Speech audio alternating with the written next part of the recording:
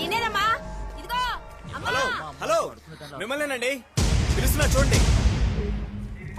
నేనేనమ్మా. ఎవరినబ్బా? గుర్తున్నావా? ఎవరు మీరు? ఏమ్మా మేము గుర్తురాలేదా?